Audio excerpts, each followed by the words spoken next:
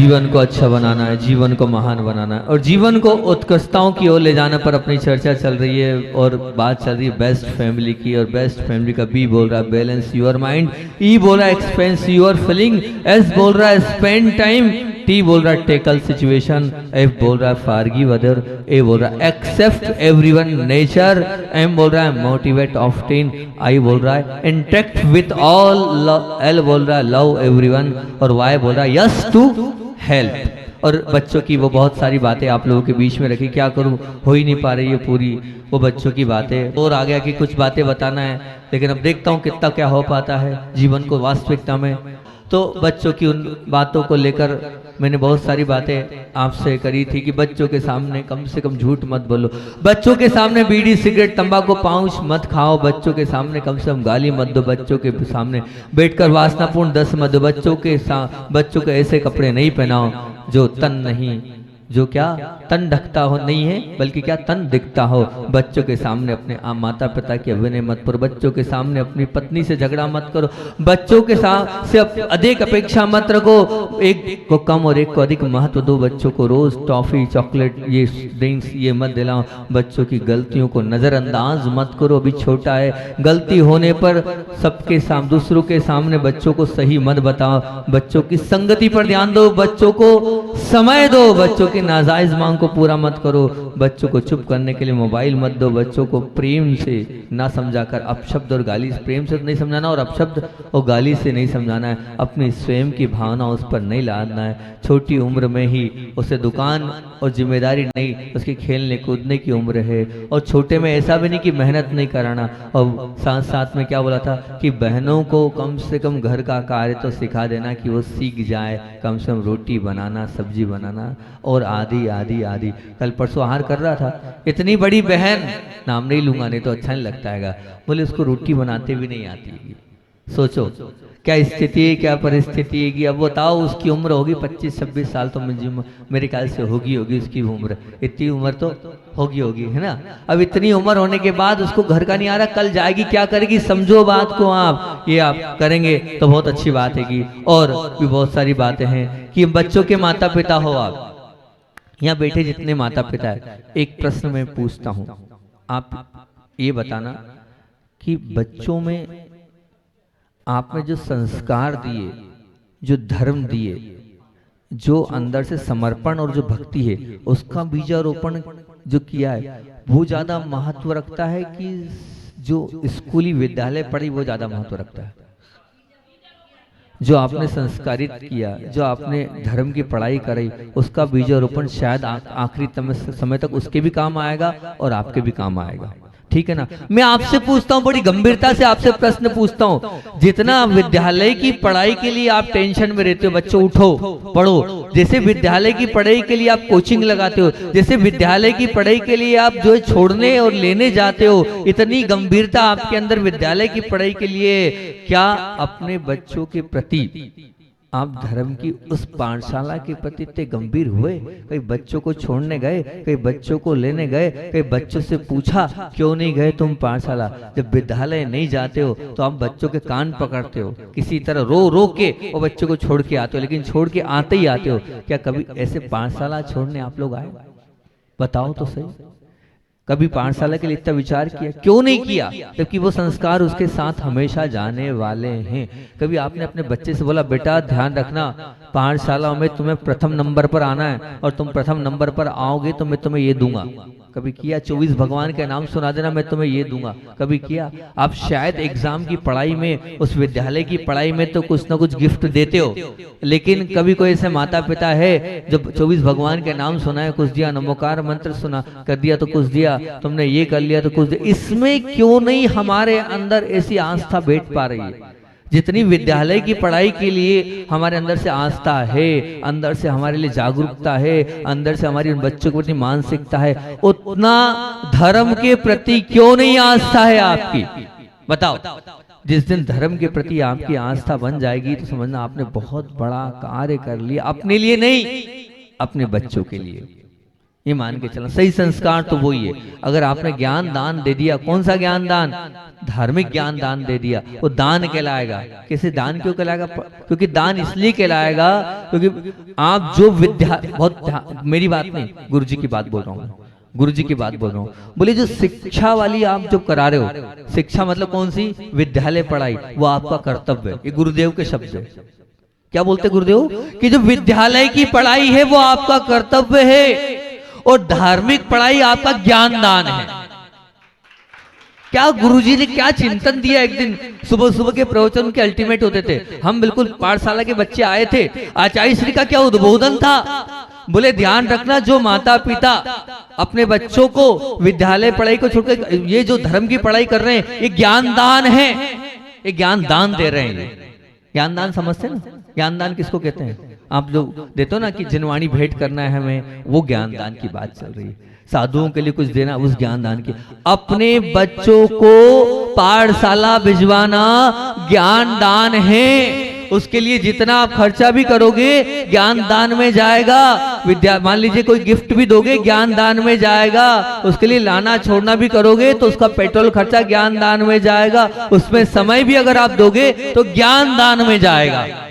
आप समझना क्या गुरुदेवों का चिंतन है। आप विचार तो करो, ज्ञान दान किसको बोलते? ये ज्ञान दान है। हम बाहर का ज्ञान दान छोड़ दे, अपने बच्चों को अगर हमने संस्कारित कर लिया तो ये बहुत बड़ी ज्ञान दान की पहल हो जाएगी। हम इससे ज्ञान दान प्रारंभ करें। आप हमारे पास आकर 11-21 हजार का शास्त्र भेंट मत करो।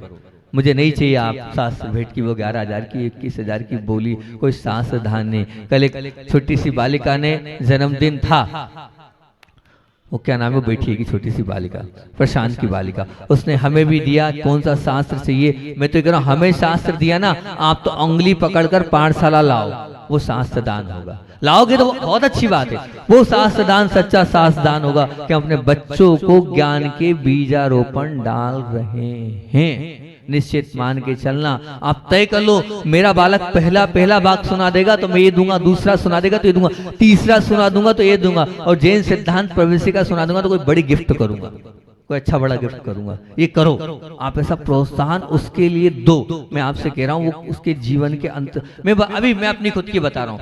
मुझे जो बचपन में मैंने पाठशाला में याद किया तो वो आज तक याद है, आज तक संस्कार में पड़ा हुआ है वो। निश्चित रूप से वो एक एक चीज अभी भी याद है। और अब मैं याद कर रहा हूँ, मैंने स्तोपदेश अभी याद किया, मुनि बनने के बाद भूल गया, रत्न का सवक भूल गया, समय सार भूल गया, मूलाचार की वो सब भूल गया, वो बचपन के। लेकिन प्रभु पतित पावन में अपावन चरण आयुष, एक एक चीज याद है क्योंकि वो मुझे बचपन में पढ़ाई गई थी। ध्यान रखना, अभी वो बचपन का जो आपने याद कराया है उसको अंतिम समय तक बालक को बालिका को याद रहेगा। इसको छोटा मोटा आप मत मानना, ज्ञान दान को ये बहुत बड़ा ज्ञान दान है। इस ज्ञान दान की इस मेहंदी प्रक्रिया से हम सबको जुड़ना चाहिए, जहाँ जहाँ भी आपके बच्चे हैं उनके लिए, और जिनके बच्चे होने वाले हैं वो भी इस बात को ध्यान रखें, ठीक है ना। वो भी इस बात को, आप बोले महाराज जी हमारे तो बच्चे ही नहीं प्रवचन करे जा रहे, अरे होंगे तो आज नहीं तो कल शादी तो करो ही करोगे आप, और जिसकी हो गई है वो, ठीक है ना। तो इन चीजों का आप ध्यान तो रख सकते हो, जो जो बातें आप लोगों के बीच में मैं रखता चला जा रहा हूँ। दूसरी बात कि बच्चों के सामने, मैंने पहले भी कहा था अभी फिर कह रहा हूँ कि बच्चों के सामने हमेशा गंभीरता रखना चाहिए हमें। एक फ्रैंक तो होना चाहिए, लेकिन इतना फ्रैंक नहीं कि वो हमारे सामने, हम उसके सामने हंसी मजाक ठुटुली इस प्रकार का कोई भी प्रसंग ना घटित करें तो बहुत अच्छा है। हम बच्चों के सामने जितना गंभीर रहेंगे उतना। आचार्य भगवान हमेशा जब प्रसंग के अनुसार अपनी मुस्कुराहट भी देते थे, लेकिन उसके बावजूद भी उनके अंदर गंभीरता थी। हम जब जाते थे, सच कह रहे हैं, 10 बार सोच के जाते थे तो 8 तो भूल जाते थे। उनके पास जाने के बाद 8 भूल जाते थे, क्या बोलना पन्ने में लिख के ले जाते थे, जबकि दिन रात उनके पास बैठते हैं। लेकिन वो जब हम जाते थे तो इतनी क्यों, कारण ये कि जब उनको गंभीर होना होता तो गंभीर रहते थे। उस गंभीरता के कारण हम अपना सब कुछ भूल जाते थे, क्या है क्या नहीं, किस प्रकार की। तो इसलिए आप जब वात्सल्य की बात हो तो वात्सल्य भी दो, लेकिन जब गंभीरता की बात है तो गंभीरता को बिल्कुल मत छोड़ो। आपको गंभीर रहना चाहिए, अपने बच्चों के सामने एक ऐसी इमेज बनाना चाहिए जिस इमेज को देखकर उससे डर लगे, थोड़ा भय भी हो। वैसा भी डर नहीं, वैसा भय भी नहीं, लेकिन उसको बाद में ये लगना तो चाहिए कम से कम कि पापा को पता चलेगा तो क्या होगा, माँ को पता चलेगा तो क्या होगा, पिताजी दादाजी को पता चलेगा तो क्या होगा। इतना सा कम से कम वो कब होगा, जब आपके अंदर गंभीरता होगी, तभी तो सब कुछ आपको होता चलेगा। हम आधे से ज्यादा पाप इसलिए नहीं करते थे कि अचाई श्री को पता चल गया तो क्या होगा, अचाई श्री को मालूम पड़ गया तो क्या होगा, मेरी क्या इमेज बनेगी। बस आपने बच्चों के अंदर ऐसी इमेज बना देना कि उसमें इतना डर, इतना भय आपके लिए लगना चाहिए, इतनी गंभीरता आपको अपने बच्चों के अंदर बनाना ही बनाना है। ये निश्चित रूप से हमें देना चाहिए। और अगली बात बोलूं तो हम बच्चों को संभाल रहे हैं, लेकिन पहले भी कहा था, फिर कह रहा हूं, आपको जो आप बच्चों के लिए राशि देते हैं, इतनी अधिक भी नहीं देना है कि वो बिगड़ जाए, इतनी अधिक भी नहीं देना है कि वो बिगड़ जाए। कि स्थिति, मन स्थिति ऐसी हो जाती है कि बच्चों की आपने दिया, देने के बाद उसका क्या उपयोग कर रहा है, ये देखना बहुत जरूरी है कि ये पैसा आपने दिया ये कहाँ लगा रहा है। मना नहीं है, पैसा दो।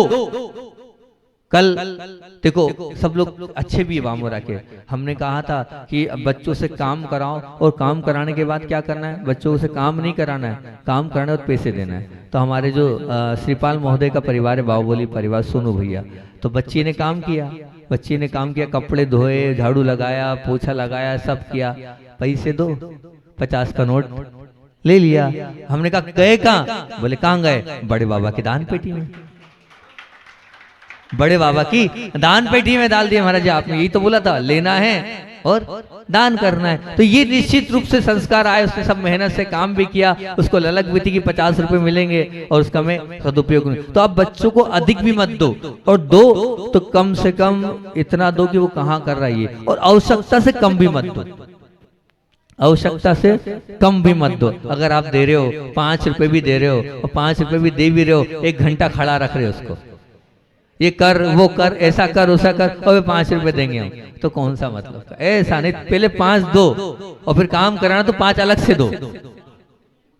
5 रुपए ही देते हैं, किसी की कोई की बात नाम नहीं ले रहे हम, समझ गए, जिनकी उनकी बात हो गई, हमारी उनकी बात हो गई, आंखों आंखों में 5 दे तो रहे हैं, लेकिन पूरा काम करा के 5 देते हैं, घंटे भर तक खड़ा रखते हैं। अरे काम 5 तो उसके हैं ही, 5 काम के अलग से दो ना उसको, क्या बात है।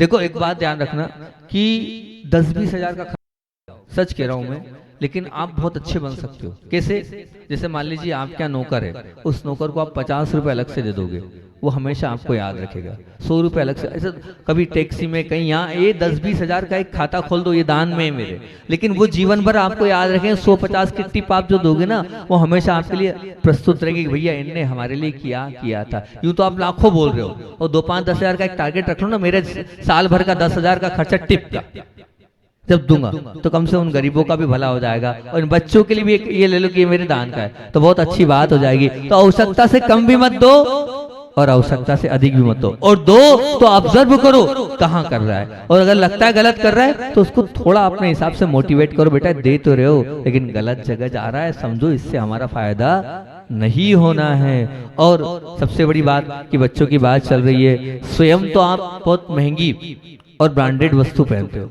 कंपनी वाली वस्तु पहनते हो, और जब बच्चों की बात आती है तो बताओ आप बच्चों को महंगी और ब्रांडेड वस्तु दिलाते हो क्या?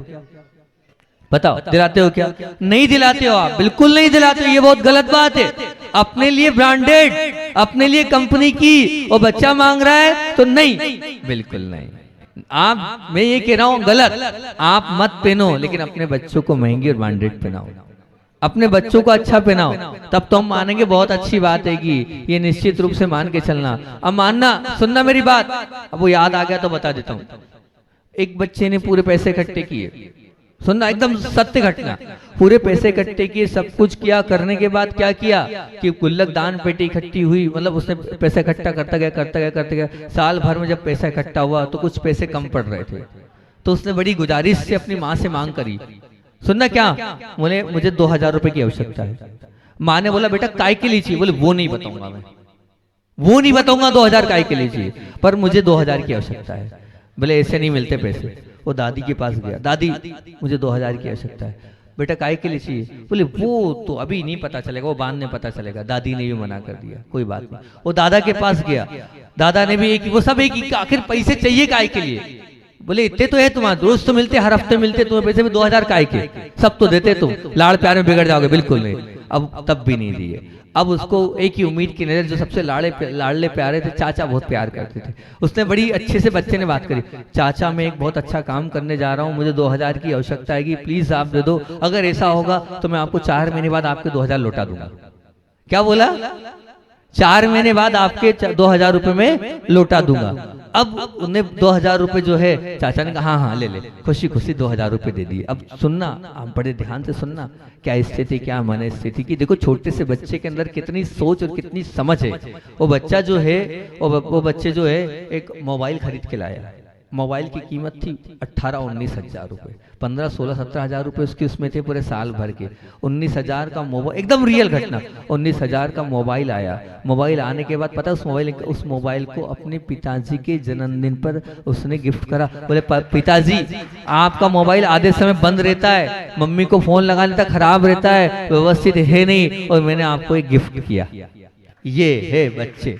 सोचो तो मेरे बच्चों, अगर तुम्हें मिलते हैं तो ऐसी करना जो सदुपयोग हो। तो वो कब हो? जब इस प्रकार के आप संस्कार दोगे तो निश्चित रूप से उस छोटे से बच्चे ने 9-10 साल की उस बच्चे की उम्र होगी। इंदौर की ये घटना है, उस 9-10 साल के उस बच्चे ने उसने ये कार्य करा है। ऐसे संस्कार हमारे अंदर होना चाहिए ताकि इस प्रकार का वो गिफ्ट हमारे लिए दे तो बहुत अच्छी बात होगी। और महंगी और ब्रांडेड वस्तुएं आप पहनो तो उनको भी पहनाओ, नहीं तो आप मत पहनो। निश्चित रूप से ध्यान रखना, आप तो बड़ी बड़ी कंपनी की चीज पहनो और उनके लिए कहो बेटा ये क्या है, इतनी महंगी चीज खरीदी जाती है, तो वह बात आपकी नहीं मानने वाली। भैया शांत रहो भैया यार, अपन प्रवचन के बाद बात करेंगे। फिर उसके बाद ध्यान रखना, ये आजकल की बहुत बड़ी कमी है माताओं की।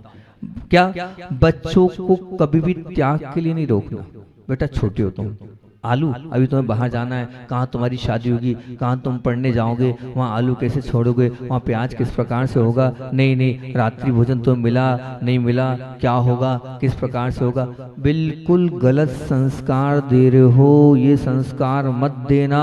अगर ये संस्कार दे रहे हो तो ध्यान रखना क्या आया हैगा, नीच को अपने आप दिखने में अगर सुंदर नहीं हो, आपकी वाणी अच्छी नहीं है, आपका प्रभाव अच्छा नहीं है, आपका अयश कीर्ति का उदय, आप अगर ध्यान से सुनना, आगम की बात बता रहा हूँ, एकदम परफेक्ट बात बताता हूँ, एकदम परफेक्ट बात। अगर मान लीजिए आप जो बीमार हो, सुनना, आप बीमार हो, आपके अंदर ताकत नहीं है, आपके अंदर सामर्थ्य नहीं है, आपकी वाणी अच्छी नहीं, प्रभाव नहीं है, आप दिखने में सुंदर नहीं हो, और आपके अंदर मान लीजिए और भी कोई प्रस्तुति कर रहे हो लेकिन वो प्रभाव ही नहीं है, तो आखिर ऐसा कौन सा कर्म का उदय है कि सब कुछ हम बोल भी रहे हैं लेकिन कोई मान नहीं रहा है, हम खूब सज के भी जा रहे हैं लेकिन कोई हमारे तरफ अट्रैक्ट नहीं हो रहा है। क्या है आखिर अट्रैक्शन? और ये उसका कारण आचार्य भगवान ने क्या बताया, सुनना।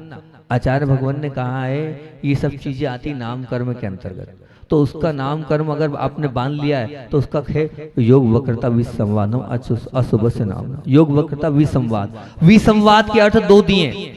पहला अर्थ क्या दिया है कि मोक्ष मार्ग में और त्याग में अगर कोई बढ़ रहा है और आपने मना कर दिया, अंतराय कर लिया आपने, आपको तीव्र नाम कर्म का बंद होगा, अशुभ नाम कर्म का। बच्चा कभी भी करे तीव्र, आप अशुभ नाम कर्म का बंद मत करो, फिर ना आप दिखने में सुंदर बन पाओगे, ना कभी उपास कर पाओगे, ना कभी त्याग कर पाओगे, ना कभी तप कर पाओगे आप। ये अशुभ नाम, एक तो क्या विसंवाद के दो अर्थ लिए वहां आचार्य भगवान। एक तो वो जो चारित्र ले रहा है, मोक्ष मार्ग पर बढ़ रहा है, छोटा सा भी त्याग कर रहा है, उसकी टांग खींचना, और दूसरा आपस में झगड़ा करना। विसंवाद के दो अर्थ। तो मुख्य अर्थ तो आचार्य भगवान ने यही लिया है। क्या अर्थ लिया है कि जो त्याग तपस्या छोटे से भी त्याग में आगे बढ़ रहा है उसको क्या कर देना, डिमोटिवेट कर देना, उसको नीचे खींच देना। नहीं, बिल्कुल भी नहीं होना चाहिए। अगर बच्चा त्याग कर रहा है उसको प्रोत्साहन देना चाहिए, उसको बोलना चाहिए बेटा कोई दिक्कत नहीं, आलू के बिना जीवन में हम ऐसा नहीं कि नहीं रह पाएंगे, प्याज के बिना सब होगा, होता चला जाएगा। अरे बच्चे जा रहे हैं, विदेश भी जा रहे हैं, अपना भोजन खुद बना रहे हैं, आप मान के चलना, अगर उसका पुण्य होगा उसको अपने आप मिलेगा। आप वो संस्कार दो, आप उसको ये संस्कार मत दो कि तेरा कल क्या होगा, तेरी जिस घर में शादी की उसका क्या होगा। अरे होगा, ऐसे घर में हमें लड़की भी नहीं देनी है, हम ऐसे घर में शादी भी नहीं करना चाहते हैं। जो धर्म ही नहीं जानते उस घर में हम क्या शादी करें, नहीं करना, गरीब घर में कर लेंगे लेकिन संस्कारवान परिवार में अपनी लड़की देंगे। ये हमारा होना चाहिए। अगर मेरी बेटी का पुण्य होगा तो अपने आप बहेगा। अरे जहाँ जाती है बेटी, गरीब घर भी अमीर हो जाते हैं, उसका पांव पड़ेगा, वो पुण्य लेके जाएगी तो अपने आप अमीर हो जाएगी। लेकिन संस्कारों से समझौता नहीं करना है हम अपनी बेटियों के साथ। हम डराते हो अपनी बच्चियों को, त्याग मत करो, रात्रि जल त्याग मत करो, रात्रि भोजन त्याग मत करो, बिल्कुल नहीं, ये गलत तरीका है। आप अपने पैर पे कुल्हाड़ी मार रहे हो, आपका बुरा होता चला जाएगा। आप चाहते हो अपना बुरा करना, उनका तो हो गया, उनका तो नुकसान कर दिया, लेकिन उससे ज्यादा नुकसान आपने अपना कर लिया। फिर आप बीमार पड़ोगे, आपके अंदर सामर्थ्य नहीं रहेगी, आपके अंदर ताकत नहीं रहेगी, चाह कर भी आप धर्म नहीं कर पाओगे। इतना तीव्र कर्म मत होगा, ध्यान रखना। फिर बोलना मत कि मुझसे कोई प्रभावित नहीं होता है, मेरी कोई मानता नहीं है, मेरी कोई सुनता नहीं है, मैं चाहता तो हूँ पर बाकी कोई भी उस अपेक्षा से कार्य नहीं करता है। आपने ही अंतराय डाला है, टिट फॉर ट्रेड, आपने ही बीज बोए हैं। इसलिए ये मोह के कारण, ये अंदर के राग के कारण ये हमारे से अक्सर होता ही चला जाता है, लेकिन ये नहीं होना चाहिए। अंदर की और बहुत महत्वपूर्ण बात आपके बीच में रख रहा हूं, तो इसलिए कभी भी त्याग में मत रोकना। सुन लो माता पिताओं, त्याग में कभी मत रोकना, मोटिवेट करना, प्रोत्साहन देना, पीठ थपथपाना, लेकिन रोकना बिल्कुल मत। और बल्कि कहना हम तो नहीं कर पाए बेटा, तुम कर लो, तुम्हारे करने की उम्र है, तो ये बहुत अच्छा कार्य हो जाएगा। लो नियम जितने माता कि त्याग की जब भी बात आएगी तब उनको पीछे नहीं करेंगे। हम असली माता पिता हैं। बोलो लो नियम, कभी त्याग के लिए हम अपने बच्चों को नहीं रोकेंगे। बोलो हाँ, बहुत बढ़िया, कभी नहीं रोकना, कभी नहीं कहना बेटा भूखा नहीं मर जाएगा, एक दिन भूखे रह लेना, रात में नहीं खाया तो 2 दिन भूखे रहना। उदाहरण दो कि महाराज जी देखो अंतराय आता तो नहीं रहते क्या, है ना, तो एक आध दिन भूखे रह जाना, रह जाओ तो रह जाओ। लेकिन क्या होती है आजकल की पत्नियां जो ऐसी होती है कि अरे नहीं नहीं नहीं महाराज जी मत दो, ऐसा हो जाएगा वैसा हो जाएगा, लेट तो आते, ये नहीं होगा वो नहीं होगा। तीव्र अशुभ नाम कर्म का बंद करते चले जा रहे हो आप। इसलिए ध्यान रखना, हमें तीव्र अशुभ नाम कर्म का बंद तिल काल में भी नहीं, बच्चों को बिल्कुल भी नहीं हमें रोकना है।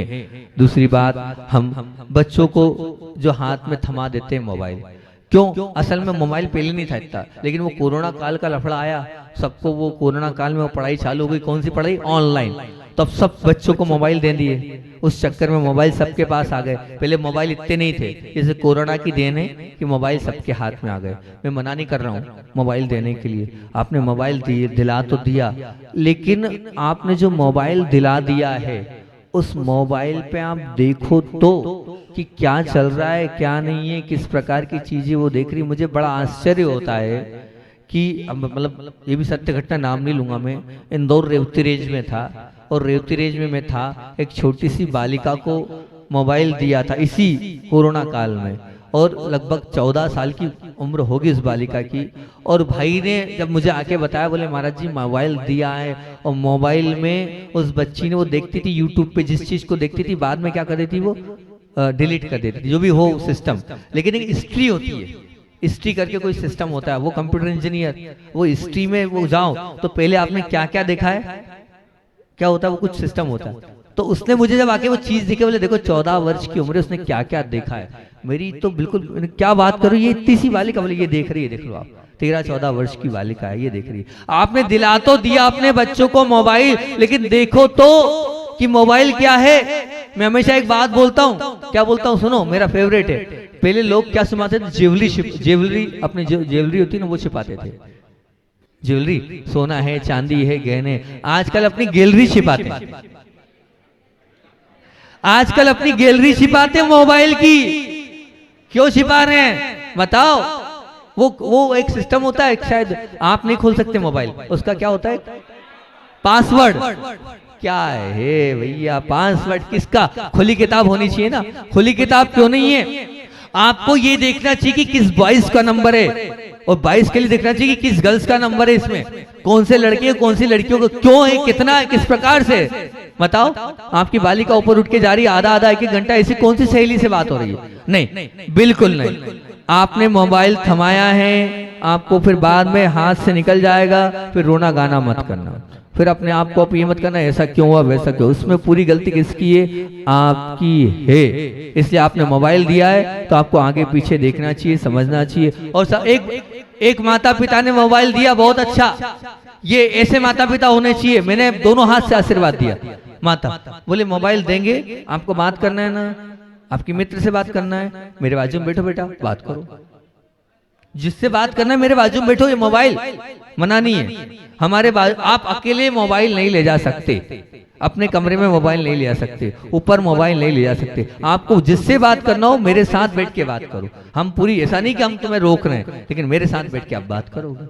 पर कहाँ कुछ ही परिवार होंगे जो ऐसा कर पाएंगे, बाकी तो इतनी दमदारियां आजकल के बच्चों की जो है कि कहीं से लेकर कहीं तक फॉलो अप नहीं हो पाएगा। अरे कम से कम 15, 17, 18, 20 साल तक के बच्चों को तो संभाल लो, फिर बाद में जो होगा सो होगा। मतलब इतना तो आप कर लोगे तो बहुत अच्छी बात है कि ये संस्कार पड़ जाए। आर्या ध्यान रखना, मोबाइल देखना मना नहीं, मैंने आक्षेप नहीं कर रहा हूं मैं, लेकिन अपने को अपने मम्मी पापा के दादा दादी के सामने करना है, ठीक है ना। छोटे छोटे बच्चों के संस्कार दो आप, तो बहुत अच्छी बात होगी। और फ्रेंक भी बनो, तो अपनी उन बातों को मैं विशेष रूप से ध्यान रखूं और विशेष रूप से उसमें करता चले जाऊंगा, तो निश्चित रूप से अपने आप में आपका मोटिवेशन बहुत अच्छा होता चला जाएगा। अभी 5-7 बिंदु हो गए, 4-6 बिंदु और रह गए बच्चों वाले। कल इन बच्चों को अपन करके अगर अब अपन बात आगे बेस्ट कौन सी करना है, अभी हाल मैंने क्या बोला आपको, सोशल वर्क, सोशल वर्क पे अपन आगे से बात करेंगे। आचार्य भगवान का संस्मरण सुना के अपनी बात को विराम देता हूँ। पूज्य गुरुदेव की बात सुनना, कभी कभी ऐसा लगता है गुरुदेव के पास रहकर कि क्या गुरुदेव है। देखना, एक बालिका आई छोटी सी, उस बालिका ने इतना सुंदर, वो क्या बोलते हैं आप पुस्तकों के अंदर लगाते हैं ना उसको, छेपक बुक मार्क छेपक। देखना, मैं वहीं बैठा था, डोंगरगढ़ की बात है कि डोंगरगढ़ की छोटी सी बालिका, वो बालिका इतना सुंदर आचार्य श्री का हाई को लिखा हुआ, वो बिल्कुल बहुत सुंदर तैयार करके लाई। और उस वक्त पूज्य गुरुदेव अंग्रेजी का अध्ययन कर रहे थे। काय का अध्ययन कर रहे थे? अंग्रेजी का अध्ययन कर रहे थे। और मेरी नहीं, किसी महाराज जी की भावना थी कि उसमें एक छेपक तैयार करो। उस बहन ने इतना सुंदर छेपक तैयार करके लाए, वो छेपक लाया और गुरुदेव को दिया। अब जब वो छेपक दिया, देने के बाद पूज्य गुरुदेव ने बड़े से आशीर्वाद दिया और उसको अंग्रेजी की उस बुक में रख दिया जो पढ़ रहे थे। सुनना, तो अब अंग्रेजी की बुक में रखा, उस वक्त आचार्य जी ने रख लिया और उसके जाने के बाद उसको निकाल दिया, उसको जाने के बाद उसको निकाल दिया। अब आचार्य श्री जी से मैंने पूछ लिया, आचार्य श्री कितनी मेहनत से छोटी सी बालिका ने छेपक, और वैसे दूसरी पुस्तकों में छेपक तो लगे हैं, अगर वो छेपक क्यों निकाला आचार्य, क्या उसमें कुछ गलती थी? आपका हाईको लिखा था इसलिए। आचार्य श्री बोले, अब सुनना क्या बोले आचार्य श्री।